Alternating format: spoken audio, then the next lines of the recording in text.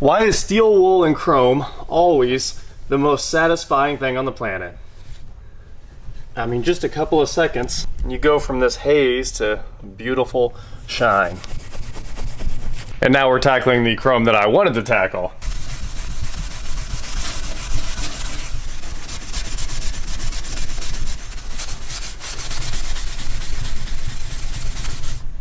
Bringing the mirror back. What's up? And a few short minutes later, and my arms that are very, very worn out now, the front bumper is kind of a mirror again. So that had to be done. I just wanted to do that from the day I bought this thing, and today is the day to do it. On today's episode of Watch Chair Go, we're selling Bondo Express, one of my favorite, basically old school SEMA builds.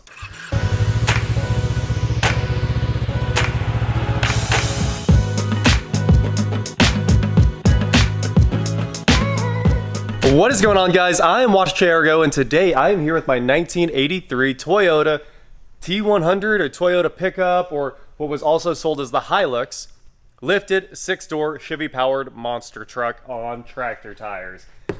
And I love this thing, but today we're gonna say goodbye to it. So like you guys just saw, I did a quick little polish on the bumper here, made it look the way I wanted it to look the day it showed up.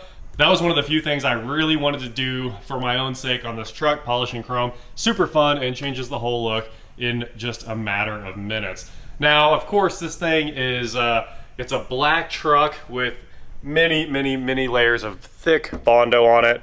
I mean, yeah, it's even got spring back. And then it has blue flames painted down the doors. Of course, the front doors are normal, and if you look inside, it's got a full complement of gauges. We got the big Sun Pro tack, the Sony Explode head unit, a sunroof was put in it. Kind of KC lights. They're not actual KC branded ones up on the roof. They look cool. These doors are Goldwing. They lift up, and the back doors are Suicide. They open backwards. These doors were all shaved, and they have door poppers in them, and the door poppers don't work, so they can only be opened from the inside now. Sorry if my voice is messed up. I breathed in all that steel wool dust, and I can't talk or breathe at all anymore. But it was totally worth it because it looks amazing. So we put 2 new batteries in this. We've got some super starts in there, one on each side. And later on, when I was working on this thing, I found out that only one of them was hooked up. The other wire was just, it was not insulated or anything. They had just taken the lug off and flipped it around in a 180 and shoved it up in the frame. So that was a fire waiting to happen. I hooked that up, but then of course we found out the starter was shot too. It has a high torque starter. It's a very expensive starter, and I didn't want to put another starter on this thing because for all the money I put in this, I'm gonna take an L on. So I didn't want to keep going too far. But anyway, let's continue our tour here of the truck. I know you guys know it pretty well. We got it running. I cleaned out the fuel tank. It had to be completely drained, and there was a bunch of garbage that came out when I drained it. The fuel filters rolled, all that good stuff. I've replaced the fuel lines in the frame over there and put fresh fuel in it. And of course, we painted the wheels with the Rust-Oleum Turbo. That was super fun, except I didn't have time to do the fronts because it takes about a whole day to get those done on this thing. It's quite a bit of work. There's 3 random tires in the back that don't go to this, along with a chrome wheel that doesn't go to this, but they look cool, so of course we left those in there. Gives it a mean stance, even though it doesn't make sense. The frame, of course, is pretty iffy, and we've all seen the frame flex when this thing goes to shift from reverse to drive, or drive to reverse. Either way, it's got a nice little buck to it where it goes and it's probably because this frame wasn't designed to be stretched like that. This is a Chevy truck frame. Of course, we've got a rear radiator with its own E-fan that works, and a front radiator. Filling the fuel is kind of a nightmare because you have to fill it inside the fender, and if I remember right, this is still, yeah, welded shut. So the fuel door is just for show, and filling the tank is kind of a big task. The vent though, the vent comes out of the tank and into the factory fill cap up there. So we put a Holley fuel pump on it. It's got an electric pump. There's the other battery, and it's just a gigantic truck. Dual shock absorbers, more Bondo than the actual truck itself probably weighs. 350 Chevy badges shoved in there and painted black. And of course it has custom painted valve covers and all kinds of other cool stuff in here. You can see the 2 Chili. These were like CNC'd out, Toyota 4x4, Chevy powered. Somebody put their heart and soul into this. It was actually a guy named Robert that lives in Hutchinson, Kansas. He built this thing, and he had a shop, and this would sit outside as like a showpiece for the shop. Of course, Excel ignition, Holley carb, Y-end intake, all of the good parts are on what we assume is a 350 Chevy.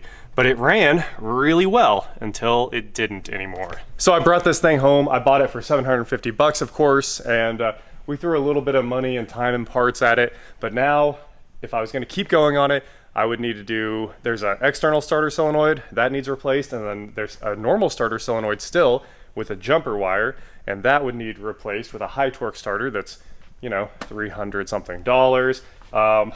It's probably needs it to turn this thing over because it turns over pretty slow, and now we have both batteries working, so it should crank for a long time. Judging by the comments, people weren't a fan of this work of art. I love it to death because you can see all of the work and time that had gone into it. It's basically like a SEMA build that sat outside and rotted for 20 years. Unfortunately, that happens, and it was super cool when it was clean, I'm sure. There's a huge air tank here that was probably for air horns, even though they don't exist. I'm sure they did at one point. So today we're gonna drag this work of art out, and I sold it for 1,500 bucks. So I'm not losing any money on it. Obviously, I put a good amount of money into it. And it's really like a really well-built truck. It's got 12-bolt Chevy axles. The four-wheel drive works. It had a built transmission. Hurst shifters. It's got the Hurst shifter for the transmission and for the four-wheel drive transfer case. There's a dumb amount of money in this thing. When he built this, I bet they spent, I mean, it's untold amounts of money. Probably $20,000, $30,000, and that's just pulling parts out of salvage yards and buying stuff out of the catalogs to make this happen. So it was definitely a huge build, and I do love it, but at the same time, I don't want to go off-roading with it because I'm a little scared of it actually breaking and us not being able to get it out.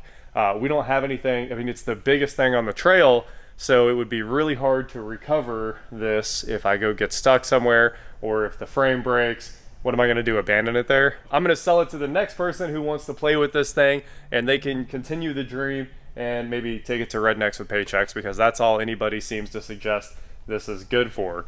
I don't know if it's that truck, because those guys with the mud trucks spend like hundreds of thousands so they can have LS engines that turn 8,000 RPM and will go through anything. This is just cool. It just cruises around, and I think it would do some good rock crawling. So with that said, let's drag this thing outside. We're gonna use the old F250 and just throw a strap around the axle, back it up. I already put it in neutral, so it should pull right out of the shop. And hopefully the guy who's coming to buy it has a rollback gooseneck, because it's hard to move this thing without that. It's 9 feet tall and 18-foot tire to tire outsides, and 23 feet long and just over 7 foot wide. So you're out of luck if you're on a normal trailer. You gotta have a big trailer to move this thing. We never found out what it weighs, but I do know my forklift could barely push the thing forward. It is a monster.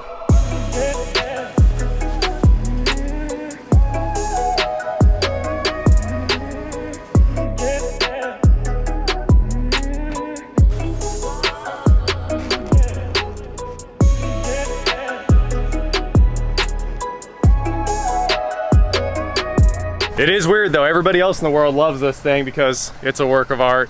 Everybody was like smiling and waving as I pulled it out of the shop. One truck even stopped to look at it. I mean, it's so cool, but at the same time it does need to go because, I mean, we fixed it and then it unfixed itself, and there's not much more money I want to put into this thing. So hopefully here in a few minutes, we'll load it up onto the next guy's truck and he can continue the legacy like I said. And she's gone. These guys have a massive tow rope, and they're gonna pull it down the road to go get the big trailer and then put it back in the mud where it belongs. So that'll be pretty cool.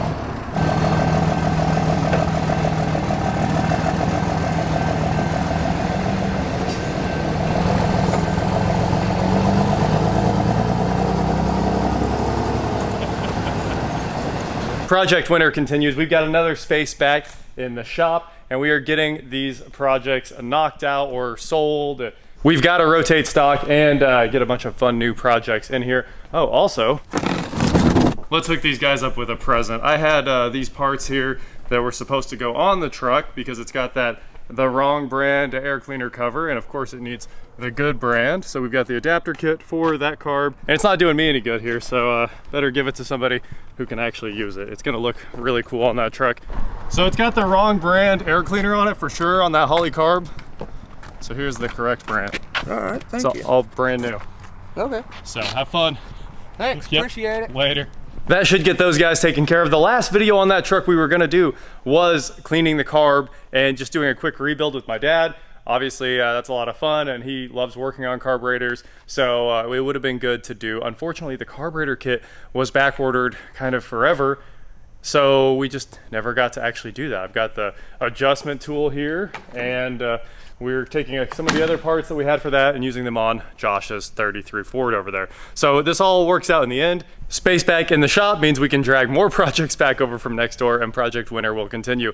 That is it for today, guys. Thank you so much for watching. Don't forget to head on over to shop.watchjrgo.com for cool shirts just like this. And please like, share, subscribe, do whatever you want to do, and I will talk to you next time. Now we wait for the Dart to come back. It was just out on a rental, and it went all the way to Houston, and it's probably about home because it's due back here in just a few hours. Okay, I always have this check left side marker message, and I did check it. Turns out it is burnt out, and I can see the one on the passenger side, so let's make an O'Reilly's run and grab what I think is a 194 and then throw it in here. And a few seconds later, we're at O'Reilly's. Let's figure out what this side marker bulb is. Also, the side marker I'm talking about is that orange one right there. It's definitely burnt out on the driver's side. So I ran into O'Reilly's and I bought the bulbs for this. They're 28, 25, and of course the long lives because I don't want to have to do this again. And then I was like, I need some way to pull this thing out. Fishing string is what everybody traditionally uses, and you hook it behind this point on the side marker and then pull the thing straight out of the car. That way you don't have to pull a wheel well liner. Well, it turns out we got a whole fishing pole. So we're just gonna do that and it should work. Oh, this is gold, bro. Perfect. Yeah, I think I just need like, I don't know, 8 inches of it there or something like that. I don't know how easy it is, but you just go behind this point. Okay, it's actually going. And then wiggle it back behind the marker. And then do the old cut all the circulation off on your finger, you know? I don't know if this is gonna work, but. Oh, look at that, it came back to life when we did it. Right. I'm definitely gonna change the bulb. All right, so. This thing is stuck. Well, let me get out my pry bar. This is what they always tell you to do, right? Just get your, use your knife as a pry bar.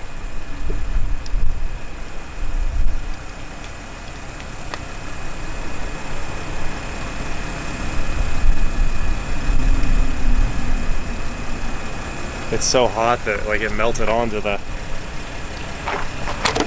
All right, we got it out.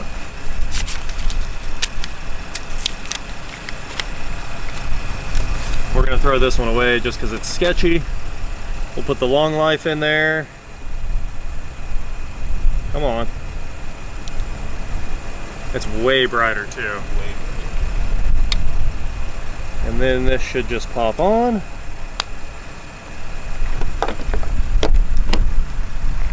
Look at that. Parking lot repair. Thanks, Quinn. No problem, man.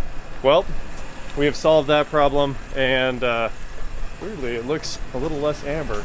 It's just so much brighter. So this is the new Sylvania Long Life, and this is whatever was in there.